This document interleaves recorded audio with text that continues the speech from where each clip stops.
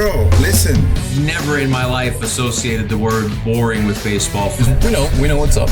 Me? Yeah. Famous? Yeah. And I'm like giddy over there smiling like, we're about to win this shit. Did everyone give you crap? Give me a good host story. I'm not picking it up. We both love the game. We talk about it every day. Can't get enough baseball. Having some popcorn, you're fooling around your phone. I'd have to wait in line for 3 hours. Hang on, because it's about to be a wild ride.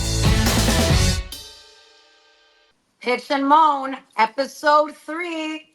I am your host, Courtney Finnicum, with none other than the great Jonny Gomes. Jonny, how are you? How's life? Life is good. Life comes at you fast when the kids get out of school. So I'm coming to you live from we'll call this the garage lounge. It's mayhem in the house right now, but hey, I'm pitching and moaning with you. Let's get it on.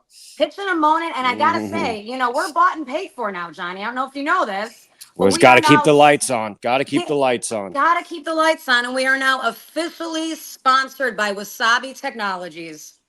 I mean, that kind of rules, right? I mean, I don't know what we're getting out of it, but Wasabi, we're here, we're ready. Yeah, I'm sure they got it figured out. I tell you what, one of the worst things they can ever do is get that wasabi in your eye, right? When you're eating that sushi and you go for one of the wipes and all that stuff, that's a mess. Well, I got to tell you, I am a spice fan. Like, the hotter, the better for me. And I like wasabi because it clears out my sinuses. Yeah. And for whatever is growing in Chicago right now in the summer, my sinuses are a mess right now. So give me that wasabi all day long. Seriously. Yeah. Load up. Well, Jonny, I'm actually really excited today because I get to officially pitch and moan about the White Sox, which is amazing because I'm used to pitching and moaning about the White Sox. But I actually get to defend them this time, which is unheard of in the last 3 years. So the last episode, we talked about the ump show, right? Yep. And how this needed to change. The umps needed to get their shit together, basically. And sure enough, we have a serious umpiring situation last night in the White Sox-Orioles game. So I want to start off by reading you the actual rule that's in the MLB rulebook because this is a rule. It is a thing that exists. But if you watch that play, none of this happened. That's in the rule.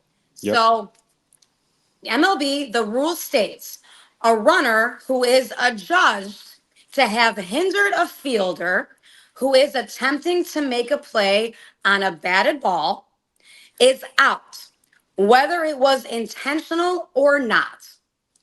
Now, I watched this play live.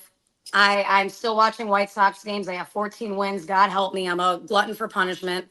And I can tell you, Andrew Vaughn, who was the runner at second, was in the base paths the entire time. Yep.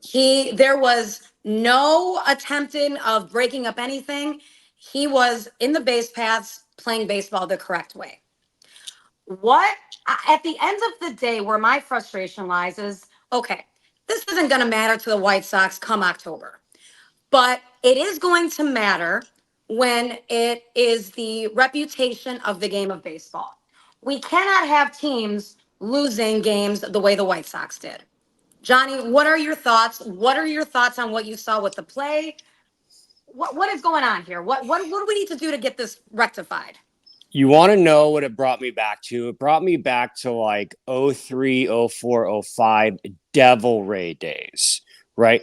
When, you would just get screwed from Jump Street, right? And you couldn't argue, and they're just like, you guys shouldn't even be on this field, let alone have the ability to argue with us, right? Right. And it was just that call literally only happens to a last place team.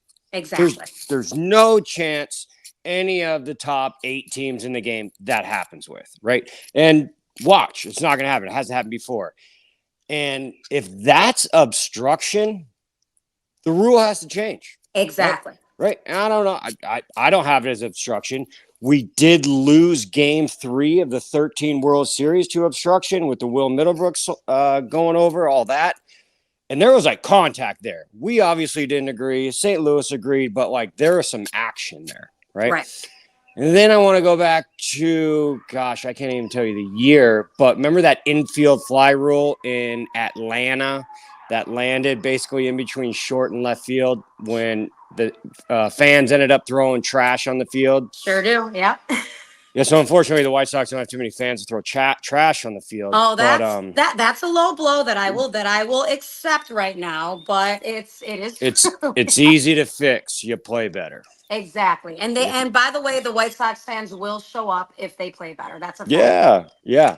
But man, I felt bad for the White Sox, but it just boils down to I get play better.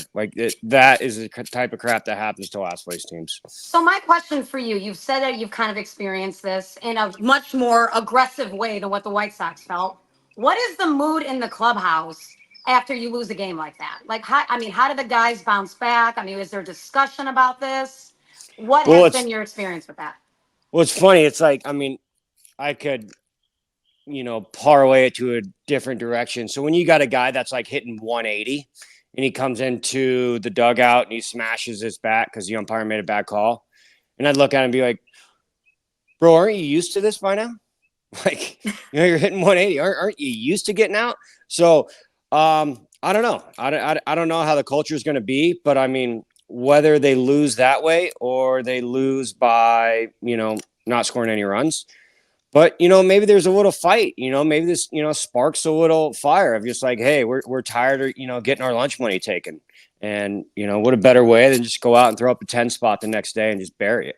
Well, and that will be interesting because, obviously the White Sox are a 14-win team, right? There isn't a lot of spark to be had there just in general. Yeah. But maybe this does for at least a series be okay, we got screwed over. Let's wake up tonight. Let's wake up the bats and let's score 9-10 runs and shove it up their ass for what happened. Maybe. Yeah. They got some guys, right? They do got some guys. Yeah. So, I don't know, not being there, just watching it from the outside looking in, it doesn't look fun. And then when stuff like that happens to you, it's kind of just a big gut punch. And they just tell you to hand over your lunch money, kid. Beat it. That's it. That's how it is. That's exactly how it is. The game is a loss in the rule books. It's a loss. You got to move on the next day. But this is going to rear its ugly head again at some point. Yeah, I would hate for that exact play to happen in a wild card game or to happen in September down the stretch and be oh, they called it in the White Sox game. You got to call it on this Dodgers game when, I think one of the biggest reasons we do have, umpires still, not the ABS, robot system is, the human error and can bend some rules and all this stuff. But, we have gone down this road too before. There's always that runner obstruction when a catcher gets the ball and he has to throw it to first base and it goes back and forth. But this is going to pop up once a year, and it's unfortunate it happened to the White Sox, but believe it's not going to happen to a first place team. And can you imagine this rule being applied to Ohtani if Ohtani was at second? That doesn't happen. Yeah, no, the umpire gets suspended. Yeah. Correct. Come on. So the White Sox drew the unlucky straw, unfortunately. And again, in the long run, it's not going to matter to them, but it's just the integrity of the game being kind of tarnished again. These umpires have a little too much control over wins and losses in these big moments, and that just can't happen. Yeah, I talked about it last time when we were talking about the balls and strikes and stuff, but wouldn't it have been great to have that umpire interviewed after the game? Thank you. Right? That's why we have to bury this and bury that and look over here. They just make the call and disappear. Right. Tell me the story and I'll be yeah, that's the right call. I like how you saw what you saw. I like how you said it, and all this. But, when they don't have access to the media or media doesn't have access to them, we just have to come up with our own little opinions on it. And that's a really good point. And that's something that should be discussed more because even now when they check the replays, the umps, they could be standing there for 3-4 minutes. Nobody knows what the hell they're looking at. And then they come out with this explanation that doesn't make any sense. They have microphones for a reason. They should be using them. They should have absolutely grabbed that ump and had him explain this rule and what he saw. And then it's all of a sudden it's a done issue, we could have moved on a lot quicker. But like you said, there's no accountability. So you don't know. A quick post-game interview. Hey, bro, what'd you see? Exactly. And then you'd be oh, yeah, okay, that's the right call. Yeah. And then guess what? There's not this discourse the next day and everybody's still pissed off. Yep. It's just these little things that MLB could do that they're just not doing. But, the issue is I don't like when NFL refs control the game, and I really don't like when MLB umps control the game. Like this should not be happening. It needs Yeah. to be things need to be called the right way. Yep. So moving on, I got to get some stuff off my chest about the White Sox. That's always a pleasure. Another thing I want to pitch and moan about is, and listen, you're the right guy to do this with because you've been on many winning teams. You're a World Series winner. What the hell is going on in Arlington with the Texas Rangers? Yeah, well, first of all, they're down 2 aces, right? That's a big thing. Yeah. That is a big thing. I mean, what are Yes. they? There's like a 80 million or close to something like that on the DL. Yep. And Jacob deGrom's not coming back, and Max Scherzer. I mean, when you're 1 and 2 are done, yeah, you're handicapped. But then you got the Yankees up there. Garrett Cole's on the shelf, but they're playing all right. But you can absolutely book like from playing in the World Series 3 times, winning it twice. The World Series win hangover is as real as it gets. It's as real as it gets. So I went in 08 with Tampa and then 13 and 15. And from 08 to 13 was day and night different. From, believe it or not, like the social media and the sponsors and the endorsements and all the stuff. And so you win the World Series, you do your deal. That takes like 2 weeks. You go home.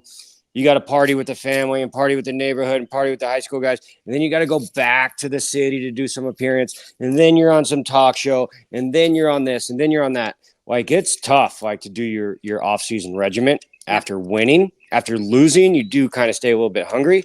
But I've said it before, and it sunk in right after the 13 was like, I don't know if we're going to see a back-to-back again. Like, from living it, man, It's tough.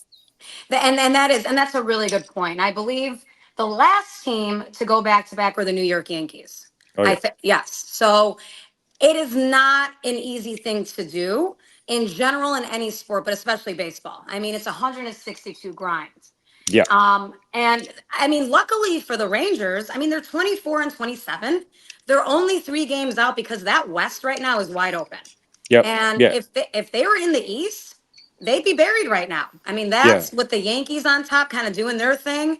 They would be in a bad position, and they're lucky that AL West, it's really any team's game right now. But yeah, and it's one of the division. If you look at Oakland, like no one's just like a rollover team, right? Like you can beat Oakland, but you don't really want to play them, and you sure don't want to go to the Coliseum to play them because it's just sucks going there. And they're going to sneak up on you and ruin a couple of teams' nights for sure. Yeah. Sure. You look at some of these other divisions when there's that one team in there that you just know you can go in and sweep or 3 out of 4. Like the White Sox, like the Chicago White Sox. That's one. But yeah, I mean, you Seattle, geez, right? They're starting rotation. Houston's starting to get hot. That's a real, interesting ball club to see what happens there. Yep. But yeah, I think they'll be all right. You look at Corey Seager last year; he was hurt, and then like really turned it on to that MVP caliber guy.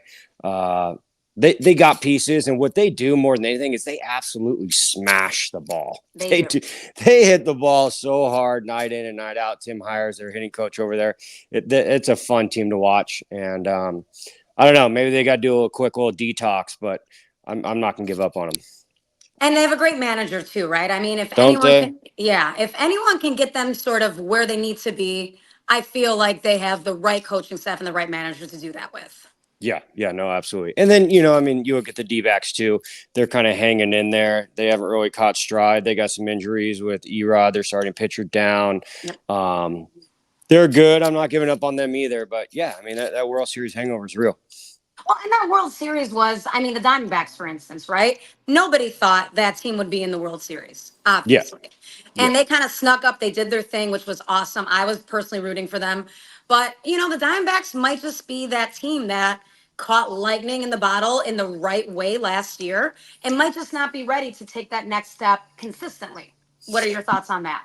Yeah, we'll see. I mean, I always call it like Highway 1. Like you got to have Highway 1. You got to have a catcher, an ace, a shortstop, and a center fielder, right? Mm-hmm. So you got the catcher, Gabby, who was just a win-win of a trade for Toronto and the D-backs. This guy's a stud back there. Zach Gallen, on the mound. There's your ace. Kelly and Erod are hurt, so they got two guys that are hurt. Perdomo, their shortstop, is hurt, and then Corbin Carroll in center. So I think, for them, it's going to be a health issue, and once they get healthy, I think they'll run it back because, holy cow, they just punched the Dodgers right in the face. Just right in the face, and then came back against Philly in probably the most hostile environment in all of baseball right now, on the road in Philly. No doubt. So, yeah, but they got to, we are not lightning in a bottle, right? Like we did some really big stuff last year. Granted, they only won 80 plus games, like high 80s. But right. Torey Lovullo is doing a great job over there. They got some injury deals that they got to iron out. So, as a former player that has won, is there, as far as the Rangers go, do you feel like there's not, I don't want to use the word panic because it's not even June yet, but is there some nervousness in that clubhouse right now? Like, shit, we're 24 and 27. Certainly the division's not out of the realm of possibilities, but we got to start picking it up here. Is there any sense of urgency that you would think is going on in that clubhouse? Well, yeah, I think when you got a payroll like them, so I think there's a lot more, I wouldn't say panic or urgency there than like the D-backs. But when you got $500 million up the middle, and Simeon and Seager, you got a bunch of money invested into your pitchers, and you got a bunch of young guys getting ready. Like, you can't just mail it in, right? Like, you got to continue to have like the gas pedal down, right? And I think CY over there, we don't really talk about GMs, that often, but we talk about this guy. This guy built that ball club, flew out and got Boch off the couch, made some huge trades. Went out and DeGrom, Needham hasn't worked out, but that's a good ball club over there.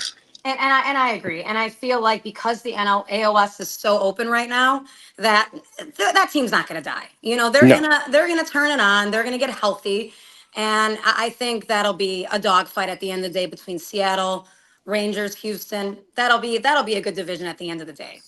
And they're probably set up the best in the whole division, to tell you the truth, for longevity. They got some young talent and some dudes coming. That Wyatt Langford dude, as soon as he figures it out, he's up there swinging a lightsaber. Yeah. This guy was just in College World Series last year. But yeah, and then, they got Carter and Evans. They got a lot of dudes. They're built for success. They're built for success. I completely agree. And Boch, like I said, right guy to manage that team, right guy to steer the ship the right way. At the end of the day, I think they'll be fine. Yep. Now, I got to move on to another subject that I have been obsessing over the last 2 weeks. And maybe I'm over the top when it comes to this, but I am really pitching and moaning about these new City Connects. I was all on board with it last year when the first releases came out. First of all, the White Sox, I'm not just saying this, but they have one of the best ones. The Black South Side, I think it looks great. Angels have a great one. Houston has a great one.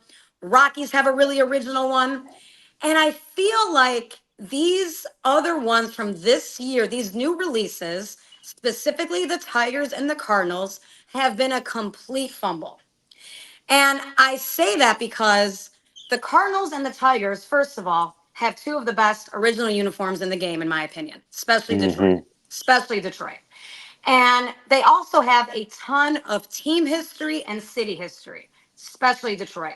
Yep. And to come out with those two City Connects that are completely boring, have really not a whole lot of connection to the city that they're playing in, or the fact that you have to explain what the connection is, I'm ready to give up on the whole City Connect concept until they figure this out again.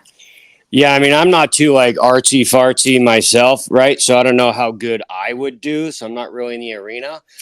But if I had a year to draft up, a jersey, not by the end of the week, some homework type of stuff, you have a year, right? If you can't get a team of people around you, granted, I think it's this big thing to not have them leaked and have them just boom, come out. I agree. But, yeah, they got so much time to come up with these things. There's no rush. Right. And it's not, how these pants are ripping in the back of the jersey. You got a year to nail this. Exactly. Some teams have, which is really cool. And it sucks that some haven't. And I don't know maybe there are some people out there that like him, but if you got a year to plan something out, like, come on, give us some hope. And honestly, like my thing with the City Connects is I think they should resemble the team's colors a little bit. You know, Yeah. like the Phillies, for instance, whatever the hell they did. I mean, that's a mess. But like, you know, the White Sox, the Angels, Houston, they have their team colors. Yeah. And it looks good, it looks sharp, and you don't have to explain Yeah. how it's connected to the city. Yeah. Like for instance, like the Mets came out with theirs this year, and there's this whole, list of why it's connected. And if you have to explain it this much, you've already failed, Yeah. in my opinion. Yeah. Yeah. I don't think they're going anywhere, but I just hope they get better. I mean, I do like the Tampa one, your former team. I Yeah. think they came out with a really cool one. The neon, the Devil Yep. Rays, I thought that was really Yep. cool. Yeah, and one of the oldest uniforms out there, Boston, just hammers you with that yellow one, and you're kind of like, whoa, but then it's all wrapped around the Boston Marathon, right? Right. Like, oh, Right. that makes perfect sense. Yep, I'm on board with that. Or the Rockies that literally are their Colorado license plate. Yeah, Like, that's awesome. yeah, That's so awesome. so pro. Yeah, you don't have to explain that, But Yeah. if you're literally coming out with these big releases with cities that have all this history, and you have Yeah. to lay out how it's connected, you're already fumbling it. Yep, got to reevaluate.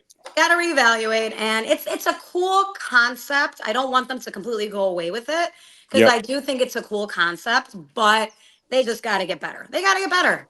Got to get better. It's a results-driven industry. Always, always. I'm a salesperson at heart, Yep. so yes, Yep. it is a results-driven industry. Yep.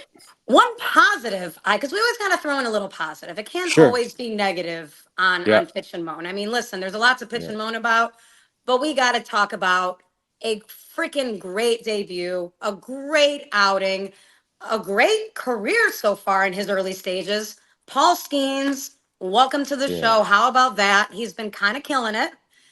He absolutely destroyed the Cubs in his second outing. I mean, he had, a perfect game going into the fifth inning with 9 strikeouts. I mean, it was insane. And Yeah, I mean, I remember, when he was getting ready to make his debut, was talking about like probably the biggest hype since Strasburg, which Yep. they're probably right. And the crazy thing is, I think this hype's real every 5 days now, right? I agree. Until something crazy happens. But when you got those 4 pitches he has with the 100 miles an hour plus, like, I mean, you think like of a young guy and the hiccups and this, Jackson Holiday was on a roll, will hiccup, send him back down. Like, I don't know what would have to happen for that dude to, waste an option to get sent back down. I mean, I think this dude's in it for the long haul. Go ahead and buy a house in Pittsburgh, bud, because you ain't going anywhere, champ. Well, and that's a really good point too, is that, you see a lot of these hyped prospects come up and they struggle. And, and that's disappointing. And of course that causes panic in the fan base, right? Like, oh, is this guy really a bust? Did we bring him up too soon? And there's all these questions. I don't think you can question anything about Paul Skenes stuff right now. Yeah, no. And I mean, yesterday's game, holy cow, that's like a quick reminder of like, you need more than just a starting pitcher, how he just shoves it up to Giants and then the bullpen comes in and blows it. Yeah. But as a whole, like right now, like, I mean, yeah, you don't want to roll into Pittsburgh and feel very confident, right? You got O'Neill Cruz hitting the ball 1 billion miles per hour every time. And then if you roll in and get Skenes and Jones back to back, like you're gonna have to pack a lunch. So watch for Pittsburgh to be a little bit active in that trade deadline because they're a couple pieces away from taking off. That's actually a really good point as well, is that is a sleeper team. Now that, like you said, O'Neill Cruz, what a absolute underrated superstar he is. I mean, that's incredible. And like you said, the trade deadline with that team will be interesting because they don't need much right now. They don't need much to kind of take that next step. They will be in the Mason Miller sweepstakes. Oh, watch that. That's a hot take. That's a hot take. Yep. I mean, there's a lot of chatter about the Cubs and Mason Miller, but that will be interesting. I like that. I like that. If you are in the playoffs, right? So if you're in the running, there's not a bad fit for Mason Miller. I agree. Period. I right? agree. Because because he's so young in control, like boom, if you got a closer, right? If you went to the Twins, if you went to Yankees, don't really have a closer ish, but like he can go in the 7th, 8th inning guy, right? And he's a 2-inning guy. This guy's electric, by the way. So, and I was saying the other day, I hope if the A's don't trade him, I hope the day after the trade deadline they give him a 5 to 8 year deal. I agree right? with you. I agree with you. Be like, nope, we're keeping them, and we're actually keeping them for the next 10 years or something like that. And it's kind of bittersweet, right? Because obviously they're leaving Oakland. So like Yep. those A's fans in Oakland won't get to enjoy that as much. Yep. But it would still show, okay, we have a stud, we have a bona fide stud. Let's actually keep him. What a concept, right? Yeah. Well, I mean, it got both ways, right? Let's keep him, or let's go out and get 4 studs that are like an A ball right now. And right when you're getting ready to open that stadium is when they're ready to break in. So you're all fired up with the young talent too. But I don't know, man. I mean, closers, are awesome. You got to have them, but there's no use for them when you're in last. And that's a great point too. I mean, yes, Oakland is a sneaky team, but obviously they're not going anywhere, and they're not going anywhere anytime soon. So, kind of to your point, do you get this massive package back, and then when you are ready to win, as soon as that stadium opens, that might be kind of cool. Might be kind of cool. Yep. So I'm sure you saw this quote from Paul Skenes. It's been floating around a little bit social media about him wanting to join the military after his playing days. Now, you have a very interesting military connection that I kind of want to have you explain, because I learned this about you recently, and there's many layers to Jonny Gomes. I'm not sure if people know that. Many layers. Yeah. And I feel like this sort of hits home for you for a lot of reasons. So yeah, I mean, with Paul Skenes, starting his collegiate career off at Air Force, a lot of people know, I mean, he obviously won the title with LSU, so they think he's just the LSU guy. But he started off at Air Force. And yeah, I mean, I admire that about him. And I mean, I hope this guy gets that Captain America nickname, right? Because he really is. he is. But yeah, I mean, after my second year of junior college, I didn't have a college scholarship anywhere, nowhere. So there was a gray area of about 2 months of figuring out what life after baseball was.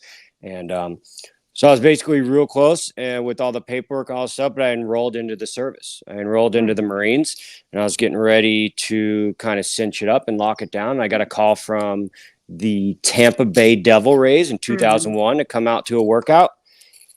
Just so happened to be the best day of baseball I ever played in my whole life. And it was funny. I remember driving home with my mom, and I was like, man, if they get that guy, I feel bad for him because I don't know what happened out there. I was just on fire. Yeah. So, yeah, there's, again, another little gray area of 2 weeks before the draft, and ended up getting drafted in the 18th round by Tampa in 2001. And in 2003, I found myself making my debut at Yankee Stadium. So That's wild. it's an interesting path too. So I mean, you look back at like 01, you look like 9/11 and all this stuff, and it's like, where would I have been if I would have went, the other way just 2 weeks prior?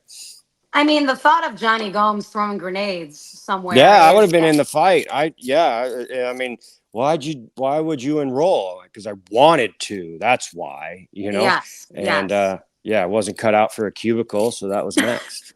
Yeah, I can't picture you sitting in a cubicle from 9 to 5 every single day. That's for certain. Nah.